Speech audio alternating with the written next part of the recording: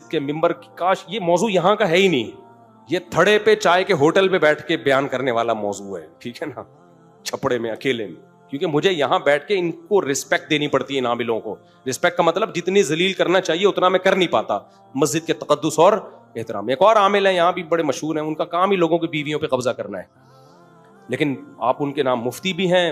عورتوں کے بنیان سونگتا ہے وہ آدمی, شرم نہیں آتی, بے غیرت آدمی. میں حضرت کی خدمت میں گیا تھا چند سال پہلے, شاید میری پہلی ملاقات تھی, تو میں نے ایک پھلترو دیکھا.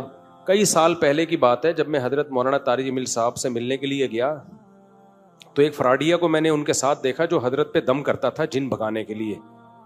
سمجھ رہے ہو, ہمارے اکابر, ہمارے علماء یہ عاملوں کے آگے آگے ڈھیر ہو جاتے ہیں. تبھی میں کہتا ہوں نا, میں اپنے بڑوں کو, حضرت مولانا طارق جمیل صاحب بھی ہمارے بڑوں میں سے ہیں, بزرگوں میں سے, ہم علم میں, تقوی میں اپنے آپ کو ان کی خاک کے برابر نہیں سمجھتے, لیکن یہ عامل لوگ سب کو بے وقوف بناتے ہیں, چاہے شیخ الحدیث ہو, چاہے رائیونڈ کے مقیمین میں سے ہو, چاہے کسی بزرگ کے خلیفہ ہوں. یہ عاملوں کا منجن ہر جگہ بکتا ہے, سمجھتے ہو. تو ایک پھلترو کی طرح چپکا رہتا تھا مولانا طارق جمیل صاحب کے ساتھ. میں نے پوچھا یہ پھلترو کون ہے, انہوں نے کہا کہ یہ حضرت پہ دم کرتا ہے.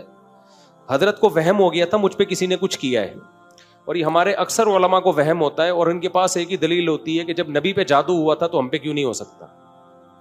امکان کی دنیا تو بہت وسیع ہے. یہ ایسا ہی ہے جب عیسیٰ علیہ السلام بغیر باپ کے پیدا ہو گئے تو ایک اور واقعہ کیوں نہیں ہو سکتا. بھائی نبی پہ جادو کا اثر ہوا تھا, اس میں ایک حکمت تھی جو علماء نے بیان کی ہے. یہودی آپ کو جادوگر کہتے تھے, تو اللہ نے آپ کو بشریت میں کامل رکھا تاکہ لوگ بشر ہی سمجھیں آپ کو اور جادوگر نہ سمجھیں آپ کو. تو اللہ نے تھوڑا سا اثر ہونے دے دیا, ورنہ اتنی اندھی لگی ہوئی ہوتی تو ابو بکر پہ کیوں نہیں ہو گیا, عمر پہ کیوں نہیں ہو گیا, عثمان پہ کیوں نہیں ہو گیا, علی پہ کیوں نہیں ہو گیا رضی اللہ عنہم. یہودی یہی کرتے رہتے بیٹھ کے سارا دن. تو اتنا نہیں کھاتا چل رہا یہ جادوگروں کا اور عاملوں کا.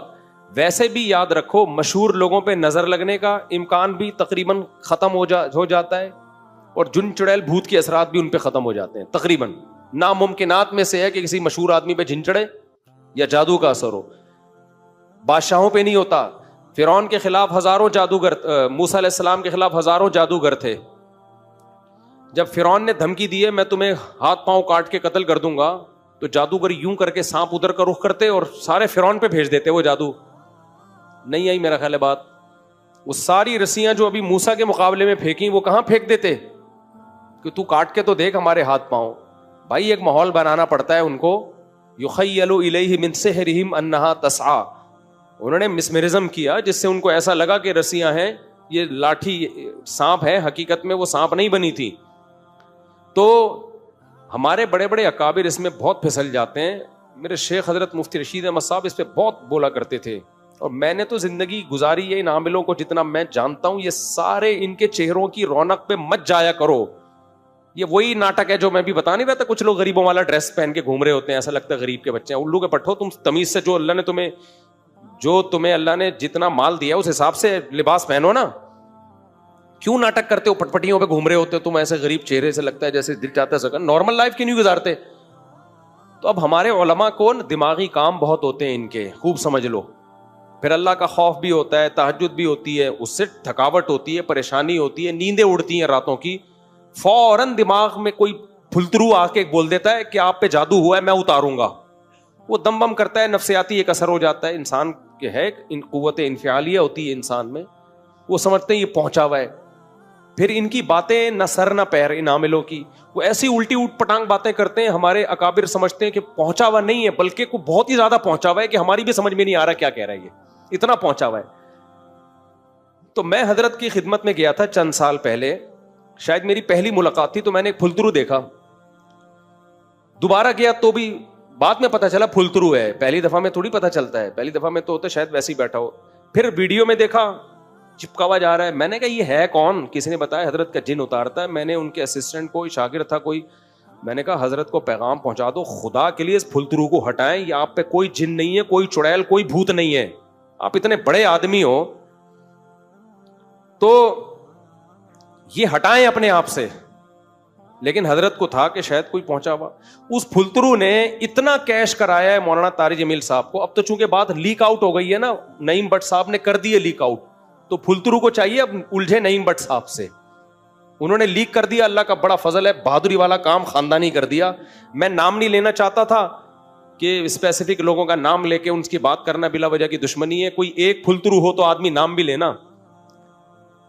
یہ سب پھلترو ہی ہوتے ہیں, بڑے مشہور لوگوں کے ساتھ چپکتے ہیں. یہ ان کے چپل یہ اتاریں گے, بوٹ یہ پالش کریں گے, مالشیں کریں گے, اور حضرت جی. حضرتوں کو پتہ ہی نہیں. ہمارے ساتھ بہت فراڈ ہوئے ہیں ایسے. عاملوں کو تو میں لفٹ ہی نہیں کراتا نا, دوسرے قسم کے فراڈ ہوئے ہیں پیسوں کے معاملات میں. ہمارے نام کو کیش کرا کے چندہ لینا شروع کر دیا. اس طرح کے ہمارے ساتھ ہوتے ہیں. تو میں نے حضرت کو پیغام بھجوایا تھا, حضرت اس کو ہٹاؤ, یہ بہت کیش کرائے گا آپ کو. تو کسی نے کہا کیا دلیل ہے آپ کے پاس فراڈی ہے؟ بھائی یہی دلیل ہے کہ جن چڑیل بھوت بگانے کا کام کرتا ہے, اس سے زیادہ مزید کسی دلیل کی ضرورت نہیں ہے, یہی دلیل کافی ہے. لیکن نہیں ہٹایا حضرت نے. وہ آرمی کے جنرل بول رہا ہے کہ جب مولانا طارق جمیل صاحب کا جن ایک آدمی بھگا رہا ہے, وہ تو پہنچی بھی فوجی جرنیل بٹھا کے نا اپنی چڑیلیں اور بھوتیں بھگوا رہے ہیں اس سے, ان 2 ٹکوں کے لوگوں سے جن کے پاس گٹکا خریدنے کے پیسے نہیں ہوتے تھے. تو یہی دوسرا فراڈی ہے, وہ بھی مشہور ہے. ابھی کیا نام لوں میں اس کا؟ نعیم بٹ صاحب نے نام لیا, انہی کا کلپ دیکھیں. تو میرے کلپ کے ساتھ میں ایڈمن سے کہوں گا نعیم بٹ صاحب کا کلپ چلا دیں. وہ بھی منجن بیچ رہا ہے. بھائی 5 روپے اس کی جیب میں نہیں ہوتے تھے, اس کو کوئی جانتا نہیں تھا. ہمارے علماء نے اس کو باپ بنا دیا اتنا بڑا. اس کے بعد وہ جو پھیلے ہیں ان کی تو کیا, ان کی کوئی ریسرچ نہیں ہے بھائی. یہ جو کاپی پیسٹ گوگل سے کر کے رسالے چھاپے جا رہے ہیں. آپ کو یہ بیماری ہے 356.5 دفعہ یہ کلمہ پڑھو یہ ٹھیک ہو جائے گی. ابے تجھے کیا خواب آیا ہے, تجھے الہام ہوا ہے کیا؟ اتنے وظیفے مارکیٹ میں ٹھک ٹھک ٹھک کر کے وظیفے آ رہے ہیں. یا تو الہام ہوا ہوگا, یا خواب آیا ہوگا, یا کوئی تجربہ ہوگا. تو تجربوں سے کتنے وظیفوں کا تجربہ ہو گیا ہوگا. ایک بات ہے نا, میرے پیٹ میں درد ہے یہ والا وظیفہ, میرے جو ہے وہ پیٹ میں مسئلہ ہے تو آپ یہ والا وظیفہ, فلانا والا وظیفہ. آپ کا کہاں سے اتنے تجربے آ گئے؟ کوئی الہام ہوا ہے کیا؟ ہو تم ہماری طرح کے انسان ہو, اتنے کیسے پہنچ گئے؟ کہتے ہیں حضرت جی پہنچے ہوئے بہت ہیں. کیوں پہنچ گئے؟ ہم بھی تو اسی سوسائٹی میں ہیں. ٹھیک ہے ہم بہت نیک نہیں ہیں, ہم نہیں کہتے ہم بہت نیک ہیں, لیکن اتنے برے بھی نہیں ہیں یار, ہم نہیں پہنچے. اور یہ 2 دن میں پتہ نہیں ایک سی پروازوں پہ پروازیں طے کر کے کیا کھا رہے ہو تم, کچھ اور کھاتے ہو تم, روزانہ زمزم پیتے ہو. کیا خیال ہے وہی پانی پیتے ہو نا نلکوں کا جو ہم پیتے ہیں. تھوڑی بہت کوتاہیاں ہم میں بھی ہیں, تم میں بھی ہوں گی, ہم سے بھی غلطیاں ہوتی ہیں, ہم اللہ سے توبہ استغفار کرتے ہیں, تم سے بھی ہوتی ہوگی, یا تم کوئی دودھ کے دھلے ہوئے ہو. تبھی میں بول رہا ہوں نارمل لائف گزارا کرو. بزرگ بھی نارملی اچھے لگتے ہیں. بہت زیادہ پہنچا ہوا بزرگ ہے سمجھو نہیں پہنچا ہوا. بزرگ وہی اچھا ہوتا ہے جو نارمل. اور ہمارے جتنے اکابر ہیں وہ سب نارمل لائف گزارتے تھے, کبھی انہوں نے بڑے بڑے دعوے نہیں کیے. مولانا اشرف علی تھانوی رحمۃ اللہ علیہ کی سیرت اٹھا کے دیکھو, ایسی خاندانی ان کی تحریریں ہیں, حالانکہ واقعی وہ پہنچے ہوئے تھے, واقعی وہ لوگ واقعی پہنچے ہوئے تھے, لیکن ان کے ایٹیٹیوڈ سے, ان کے لائف اسٹائل سے کبھی یہ نہیں شو کریں گے کہ ہم کوئی بہت ہی پہنچے ہوئے ہیں. تو یہ کل کے بچے ہیں ہمارے سامنے, ان کو کھانے کے پیسے ان لوگوں کے پاس نہیں ہوتے تھے. جن چڑیل بھوت اور حضرت جی تصوف کے بھی منازل تم نے طے کر لیے, تم ساری چیزیں, تم وہ گردے میں پتھری نکالنے کا طریقہ ان کو پتا ہے. ان سے پوچھو بچی کی شادی نہیں ہو رہی, شادی کرانے کا طریقہ ان کو پتا ہے. ان سے کہو مجھے کینسر ہے, کینسر کا علاج یہ کمبخت بتائے گا آپ کو. ان سے کہو میرے سر پہ بال نہیں اگ رہے, بال اگانے کا طریقہ اس کے پاس ہے. ان سے بولو جی میرا دایاں گردہ خراب ہے, بایاں ٹھیک ہے, دائیں گردے کی الگ میڈیسن ہے ان کے پاس.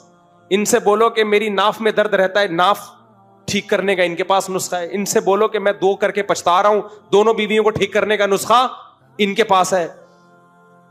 ان سے بولو کہ بھائی ابھی کیا بولوں میں, ایک چیز بولنے والا تھا اکیلے میں بولوں گا,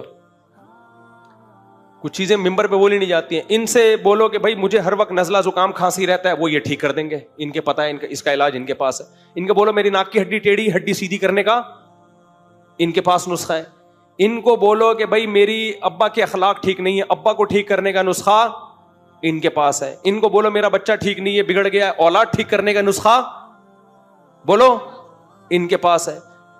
الیکشن میں جیتنے کا نسخہ ان کے پاس ہے, ہارنے کا, دوسرے کو ہرانے کا نسخہ ان کے پاس ہے. رات کو نیند نہیں آتی, نیند لانے کا نسخہ ان کے پاس ہے. ڈرانے خواب آتے ہیں, اچھے خواب لانے کا. ابے بھائی دنیا میں تو خدا ہے بھائی, تو پھر جس کو سب کچھ پتا ہے نا, ہر چیز کا حل اس کے پاس ہے. اس کا مطلب جھوٹ بول رہا ہے, کسی چیز کا حل بھی نہیں ہے اس کے پاس. جن چڑیل بھوت بھگانے کا نسخہ ان کے پاس ہے, بے اولادوں کو اولاد دینے کا نسخہ. بھائی ان کی خانقاہوں میں جو لوگ جا رہے ہیں بے اولاد, ہمیں اولاد نہیں ہو رہی, یہ تمہیں نسخہ دے گا اولاد ہو جائے گی. شادی نہیں ہو رہی, یہ نسخہ دے گا شادی. ناکام عشق, اس کو کامیاب کون بنا کے دے گا؟ یہ بنا کے دے گا. ابا بیمار ہیں, ٹھیک کون کرے گا؟ ان کے پاس نسخہ, یہ ٹھیک کر دیں گے. بیوی شادی ہو گئی قابو میں نہیں آ رہی, بد اخلاق بیوی کو ٹھیک کرنے کا ان کو ہنر. اب قریب میں آپ کو سب چیزیں ملیں گی. نام آگے آپ کیا کریں, نہیں بٹ صاحب نے نام لے لیا تو میں بھی بتا دوں. بیوی ٹھیک نہیں ہو رہی, ٹھیک کون کر کے دے گا؟ بولو نا. ان کے رسالے میں آپ کو مل جائے گا بیوی خراب ہے تو ٹھیک کیسے کی. شوہر توجہ نہیں دیتا, ان کی کتاب میں آپ کو بولو نا مل جائے. کینسر بگڑ گیا ہے, ان کی کتاب میں آپ کو مل جائے گا کینسر ٹھیک کیسے ہوگا. بندہ زندہ ہے مر نہیں رہا, ان کی کتاب میں آپ کو مل جائے گا مارنا بولو نا کیسے. شادی ہو گئی آگے کچھ نہیں ہو پا رہا آپ سے, ان کی کتاب میں آپ کو بولو نا کیا ہو گیا بھائی مل جائے گا. قبض رہتا ہے, ان کی کتاب میں آپ کو مل جائے گا قبض کا علاج. ایچ پائلوریا, ان کی کتاب میں آپ کو بیکٹیریا مارنے کا طریقہ مل جائے گا.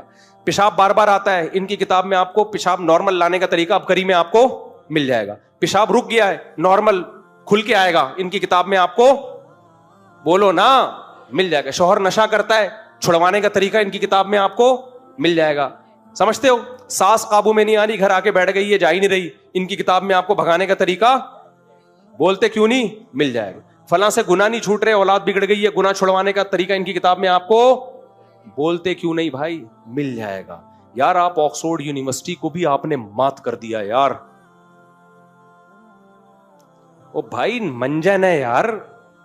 کل کی بات بتاؤں آپ کو, مزہ آئے گا آپ کو یہ واقعہ سن کے. یہ پکڑ دراج تو میں فارم میں آیا ہوں. نعیم بٹ صاحب تمہیں سلام ہے. کوئی ایک انسان تو ہوا جس نے نام لے کے ایکسپوز کیا ہے. اتنے لوگوں کو دھوکہ دیا ہے یار ان دونوں نے, اتنے لوگوں کو پیسے برباد کر دیے. میرے پاس واقعات کی ایک طویل فہرست ہے. بھائی نہ یہ حکیم ہے نہ یہ روحانی ہے, کسی ریلائبل حکیم سے علاج کراؤ, باقاعدہ پڑھا ہوا ہو, وہ تجربہ ہو اس کا. کسی ڈاکٹر مر گئے کہ ڈاکٹر. میں کل کا واقعہ سناتا ہوں آپ کو, مزہ آئے گا انشاءاللہ. کل ایک خاتون, میں فون نہیں اٹھاتا, ہمارے ایک دوست نے کہا بہت ضرورت مند خاتون ہے, مفتی صاحب کائنڈلی ان کا فون اٹھا لیں. اور میرا خیال ہے بتانے میں کوئی حرج نہیں ہے. وہ خاتون کہہ رہی تھی آپ بتا دیں, بیان میں سنتی ہوں شوق سے, کوئی حرج نہیں ہے. فون کیا, میرے بیٹی کے لیے ایک فلاں ملک سے رشتہ آیا ہے. میری بیٹی کے لیے بولو, کل کی بات ہے, فلاں ملک سے رشتہ آیا. کہہ رہی ہے میں نے استخارہ نکالا, پہلے خود نکالا, 10 دفعہ کیا, کبھی کالا آ رہا ہے, کبھی نیلا آ رہا ہے, کبھی پیلا آ رہا ہے. کنفیوز کہ میں یہ رشتے میں, کیونکہ اکلوتی بیٹی ہے, میں جلد بازی نہیں کرنا چاہتی. کہہ رہی ہے پھر میں نے بہت سے مفتیوں سے, بزرگوں سے استخارہ نکلوایا. انہوں نے کہا کہ یہ لڑکا آپ کی بچی کے لیے سوٹیبل نہیں ہے, شادی کر لیں, چند مہینے میں طلاق ہو جائے گی. صحیح ہے. میں پہلے پوری بات ان کی سن رہا ہوں کہ آپ پہلے بولیں آپ کے دل میں کیا ہے.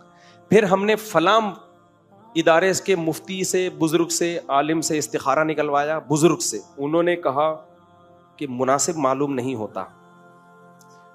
بہت سارے لوگوں سے نکلوایا ہے, تقریباً سبھی یہی کہہ رہے ہیں کہ یہ مناسب نہیں ہے, ہم بہت کنفیوز ہو گئے ہیں. میں نے کہا آپ اس لڑکے کے بارے میں کیا جانتی ہیں جس نے آپ کی بچی کے لیے پیغام بھیجا؟ آپ نے اس کے دوستوں سے, قریب کے لوگوں سے معلومات لی. انہوں نے کہا ہم نے ایک اپنے ریلیٹو کو وہاں بھیجا تھا, وہ ریلیٹو اس کو بچپن سے جانتا ہے اور اس نے بتایا کہ لڑکا بہت اچھا ہے, اگرچہ یورپ امریکہ میں رہتا ہے, باہر ملک میں, لیکن وہاں کے ماحول سے بگڑا نہیں ہے, نیک لڑکا ہے, کھاتا پیتی فیملی ہے, جمعے کی نماز اور یہ نمازیں اور وہ جو ایک تمیز کی ہوتی ہے وہ اس کو وہ ذمہ داری لے رہے ہیں, بندہ ٹھیک. میں نے کہا آنکھ بند کر کے کر دیں جب بندہ ٹھیک ہے, اتنی انکوائری کر لی آپ نے. کہہ رہی ہے نہیں وہ فلاں بھی کہہ رہے ہیں کہ یہ آیا ہے, فلاں بھی کہہ رہے ہیں. میں نے کہا سارے گدھے ہیں. اب وہ خاتون کو توقع نہیں تھی کہ میں اس اسٹائل سے بات کروں گا. دیکھو کسی کی عقیدت, جاہل کی عقیدت نکالنے کے لیے نا دلائل سے زیادہ اسٹائل کی ضرورت ہوتی ہے, سمجھتے ہو؟ جاہلوں کی عقیدت دل سے نکالنے کے لیے دلائل سے زیادہ اسٹائل مؤثر ہوتا ہے. جیسے کوئی کسی کی عقیدت, جاہل کوئی شرابی زانی کی عقیدت دل میں لے کے بیٹھا ہو, تو آپ کیا بولے فراڈی ہے فراڈی, تاکہ اس کے دل سے دھچکے لگے اس پہ جا کے, اس کو دماغ میں جو یہ بزرگی کا کانسیپٹ ہے نا یہ نکلے. تو میں نے کہا گدھے ہیں سارے ایک نمبر کے. میں نے کہا ان کمبختوں کی اپنی بیٹی کا اتنا اچھا رشتہ آتا نا, ایک بھی استخارہ نہیں نکلواتا, فوراً ہاں کرتا. دوسرے کی بچی کا ان کو غم نہیں ہے. رشتے آج کل کتنے مشکل ہے یار, ایک انسان کا بچہ اتنا اچھا بھلا کھاتا پیتا آدمی اور نیک بھی ہے, لوگ کہہ رہے ہیں. اب اس سے زیادہ کہ تو ہم مکلف بھی نہیں ہے نا, ہم کو لیپ ٹاپ تھوڑی کروائیں گے. یہ تو یہاں کا نہیں پتا ہوتا, اپنے کزنوں کا نہیں پتا ہوتا, وہ بات میں پتا چلتا ہے. میں نے کہا ہم اسباب کے مکلف ہیں, اگر اسباب سے ہمیں لگ رہا ہے, باقی علم الغیب تو میرے پاس بھی نہیں ہے. میں نے کہا کل ایسا نہ ہو طلاق ہو تو آپ بولے مفتی صاحب نے بولا تھا, تو وہ تو کسی کو نہیں پتا ہوتا. جب ایک گراؤنڈ ریئلٹی ہے, تحقیق کروا لی قریبی لوگوں نے. میں نے کہا ایسا تو نہیں جو اس کی تحقیق کر رہے ہیں وہ بھی آپ کے خیر خواہ ہیں, کہہ رہے ہیں ہاں. میں نے کہا پھر کیوں انکار کر رہی ہو؟ حدیث میں آتا ہے کہ جب کوئی اچھے اخلاق والا آدمی نکاح کا پیغام بھیجے, اس کے دین اخلاق, میں نے کہا پرسنالٹی بھی چیک کر لیں, خالی اخلاق نہیں ہوتے. تو وہ آپ کی بچی سے میچ کر رہی ہے نہیں کر رہی پرسنالٹی, انہوں نے کہا سب سیٹ ہے, روکے کرو. نہیں میرے بھی کالا آیا تھا, اس کے بھی نیلا آیا, اس کا بھی پیلا آیا, اس کا بھی گلابی. میں نے کہا ان کو تم نہیں کہہ سکتے تھے کہ بیچاری مسئلہ پوچھ رہی. میں نے کہا جتنے لوگوں نے استخارہ نکال کے آپ کو پتا ہے سارے کیا ہیں, بار بار آپ بزرگ تھوڑی ہوتے ہیں. میں نے کہا گدھے ہیں یہ. کہہ رہی ہے نہیں دیکھیں وہ بزرگ بھی وہی بات کر رہے تھے جو دوسرے والے, دونوں کی باتیں سیم. میں نے کہا دو گدھے جب بولتے ہیں سیم بولتے ہیں, کبھی ایسا نہیں ہوتا کہ وہ گدھا ڈھینچو ڈھینچو کر رہا ہے اور یہ میں کر رہا ہے. وہ خاتون بیچاری نا ایک دم کھلکھلا کے ہنس پڑی نا بیچاری, غیر اختیاری نہیں ہوتا, کیونکہ اس کے دل میں ان کی بزرگی کا ایک سافٹ ویئر انسٹال ہوئے ہیں نا. بزرگ نہیں تھے, نہ مولوی تھے, نہ مفتی تھے. مفتی کا لفظ تو کہیں بھی تھوپ دو, عاملوں نے, جن چڑیل بھوت بھگانے والوں نے اپنے نام کے ساتھ مفتی لگایا ہوا ہوتا ہے. کون چیک کر رہا ہے کہ مفتی ہے بھی کہ نہیں ہے؟ تو میں نے کہا یہ سب گدھے ہیں, کیونکہ گدھا جس علاقے کا بھی ہو اس نے ڈھینچو ڈھینچو ہی کرنا ہے. سب کی بات کیا ہوتی ہے, سیم. تو میں نے کہا بھائی بندہ سمجھ میں آ رہا ہے, استخارے کا یہ مطلب ہی نہیں ہے نیلا کالا پیلا گلابی گلاب جامن اور لڈو نکلے آپ کو خواب میں. استخارہ تو دعا ہے. جس نبی نے استخارے کی دعا کا حکم دیا, دعا تو قبول ہوتی ہے نا, نظر تھوڑی آتا ہے دعا میں, کچھ مشورہ تھوڑی ہے اللہ سے. یہ جس نبی نے استخارے کا کہا, اسی نبی نے یہ بھی تو کہا ہے کہ جب کوئی اچھا آدمی نکاح کا پیغام بھیجے تو ہاں کیا کرو. یہ تھوڑی کہا کہ استخارہ نکال کے نہ کر دو اس کو. میں نے کہا ان کی اپنی بیٹیاں نہیں ہیں اس لیے ان کو فکر نہیں ہے. اپنی بیٹی ہوتی, میں نے کہا یہ سارے کوئی نہیں نیلا پیلا نکالتا. کہتے ہیں یورپ کا رشتہ آیا بیٹا, صحیح ہے نا, باہر ہے بندہ, اسٹیبل ہے. کراچی میں کیا پتا آج رشتہ ہے کل ڈاکو مار کے بچی کو بیوہ کر دیں. یہاں تو کوئی بھروسہ ہی نہیں ہے. یورپ والے لوگ یہاں آتے ہیں, بیویوں کو بیوہ کر کے جاتے ہیں بیچارے. تو یہاں کے حالات ایسے چل رہے ہیں. میں نے کہا بہترین. ہاں اب آگے کہ وہ کس ماحول میں رہتا ہے, وہاں اسلامی سوسائٹی میں مسلمان جہاں زیادہ ہوں تو وہاں تربیت کا ہوتی ہے, لیکن جہاں مسلم کمیونٹی کم ہے وہاں تربیت آگے اولاد کی بڑی, وہ اس پہلو پہ غور کر لیں. تو سمجھ رہے ہو کہ نہیں سمجھ رہے ہو؟ تو بھائی یہ مذہب کا بہت غلط استعمال ہو رہا ہے. تو میں نے حضرت کو پیغام بھجوایا تھا, لیکن پتہ نہیں کسی نے دیا کہ نہیں دیا. میں نے کہا یہ جو پھل ترو آپ کے ساتھ چپکا ہوا ہے نا, یہ جن چڑیل بھوت بھگانے کے لیے, یہ خود ہی بھوت کی طرح چپکا ہوا ہے, اس کو بھگاؤ یہاں سے. پتہ نہیں حضرت کو کسی نے پیغام دیا یا نہیں دیا, رہ گیا. یہ مٹکے وٹکے توڑنا, سوئیاں نکلنا, یہ سب دماغ کا کھیل ہوتا ہے. سمجھ رہے ہو؟ یہ سب دماغ کو کیپچر کرتے ہیں. یخیل الیہ من سحرہم انہا تسعی. قرآن کہتا ہے جادوگروں نے جو لاٹھیاں ڈالی تو مسمرزم کیا, سامنے والے کے دماغوں کو کیپچر کیا, جس سے یہ لگا کہ یہ لاٹھیاں سانپ ہیں. حقیقت میں وہ سانپ نہیں تھیں. جب یہ عام لوگ مٹکے توڑتے ہیں, اس میں سے سوئیاں نکالتے ہیں اور یہ انڈے گندے سڑے ہوئے نکلتے ہیں اور لگتا ہے جادو ٹوٹ گیا. کچھ بھی نہیں ٹوٹ رہا ہوتا. یا تو کوئی بندہ چھپا کے بٹھایا ہوا ہوتا ہے مٹکا پھینکنے کے لیے. ایک کیس یہ بھی, یا تو مسمرزم کرتے ہیں. ایک کیس میرے سامنے آیا, ایک عامل گیا گھر میں سروے کیا. یہ سروے پتہ ہے کیا کر رہے ہوتے ہیں؟ جن نہیں سونگ رہے ہوتے, یہ جن من نہیں سونگ رہے ہوتے, یہ سروے کرتے ہیں کہ یہاں کہاں سے ان کو الو بنایا جا سکتا ہے. وہ یوں کر کے دیکھ رہا ہوگا ایک مٹکا یہاں سے بھی فائر کروایا جا سکتا ہے, ایک مٹکا. اس عامل نے یہی کیا, گیا ان کا گھر سونگا, دیکھ رہا ہے کہ یہاں لوکیشن ایسی ہے کہ یہاں سے ہم کر سکتے ہیں سب کچھ. اور بولا کیا علاج ہوگا, اور اپنے 2-4 فراڈی بٹھا دیے دیوار کے چاروں طرف مٹکے لے کے, سڑے ہوئے نا, اس میں سوئیاں جو ڈرامے بازی انہوں نے کرنی ہوتی. پھر سب گھر والوں کو بٹھا دیا, یوں یوں عمل کرتے کرتے کرتے کرتے ان کو سیٹ کیا ہوا تھا, جب میں اشارہ کروں نا چاروں نے ایک اس ٹائم پہ مٹکا پھینکنا ہے, یہ 4 مٹکے پھینکنے, دھڑام سے مٹکے آ کے ٹوٹے, سوئیاں پتلے, اور بولا جادو تمہارا کیا ہو گیا, ختم. وہ نفسیاتی طور پہ مطمئن ہو گئے. جب نفسیاتی مطمئن ہوتا ہے تو عملی طور پہ بھی کچھ ہونا بند ہو جاتا ہے. ان کے بڑے, کیا بولوں یار, مسجد کے ممبر, کاش یہ موضوع یہاں کا ہے ہی نہیں. یہ تھڑے پہ چائے کے ہوٹل پہ بیٹھ کے بیان کرنے والا موضوع ہے, ٹھیک ہے نا, چھپڑے میں اکیلے میں. کیونکہ مجھے یہاں بیٹھ کے ان کو رسپیکٹ دینی پڑتی ہے, ان عاملوں کو. رسپیکٹ کا مطلب جتنی ذلیل کرنا چاہیے اتنا میں کر نہیں پاتا, مسجد کے تقدس اور احترام. ایک اور عامل ہیں یہاں بھی بڑے مشہور ہیں, ان کا کام ہی لوگوں کی بیویوں پہ قبضہ کرنا ہے. لیکن آپ ان کے نام مفتی بھی ہیں. عورتوں کے بنیان سونگتا ہے وہ آدمی, شرم نہیں آتی, بے غیرت آدمی. اور تم اس سے بڑے بے غیرت ہو جو اپنی بیویوں کے بنیان کسی کمینے کو سنگواتے ہو اور پھر بولتے ہو شیخ الحدیث ہے یہ. کسی کا باپ بھی بنیان سوکھ کے نہیں بتا سکتا اس پہ جن ہے, جادو ہے, چڑیل ہے, بھوت ہے. بنیان کا جادو جن چڑیل سے کوئی تعلق نہیں ہے. تو یہ شرم نہیں آتی, تو نے میری بیوی کا بنیان مانگا کیسے ہے؟ سمجھ میں نہیں آ رہی میرا خیال ہے بات. یہ ڈرامے باز لوگ ہیں, چیخ چیخ کے تھک گئے یار, ہم نہیں سمجھ میں آ رہی. پھر ہمیں لوگ کہتے ہیں حضرت جی بھی تو, بھائی حضرت جی کو نہیں پتا یار, ہر چیز حضرت جی کو نہیں پتا ہوتی, صحیح ہے نا. یہ بیوقوف بناتے ہیں لوگوں کو. نہیں آئے گی جاؤ. تو نعیم بھائی صاحب کو بھائی سلام, آپ سب لوگ یہ سلوٹ کر دیں ایک دفعہ. بھائی یہ ذرا کیمرہ ان کی طرف کرو, نعیم بھٹ صاحب کو سب کی طرف سے کر دے, سب کو دکھا دے یار. نعیم بھٹ صاحب خوش ہو جائیں گے, بڑا خاندانی کام کیا ہے. نعیم بٹ صاحب نے جو کچھ بھی کبھی کوئی غلطیاں کی ہو ماضی میں یا مستقبل میں, میری اللہ سے دعا ہے اللہ اگلے پچھلے سب معاف کر دے ان کی اس نیکی کے بدلے. وہ کام کیا ہے جو جگر خوش ہو گیا, سبحان اللہ. اب بس ایک کام ان کا اور رہ گیا, نعیم بٹ صاحب کا 4 شادیاں کر لیں. تو جو ابھی تو جو انجانے میں گناہ ہو گئے وہ معاف ہو جائیں گے نا.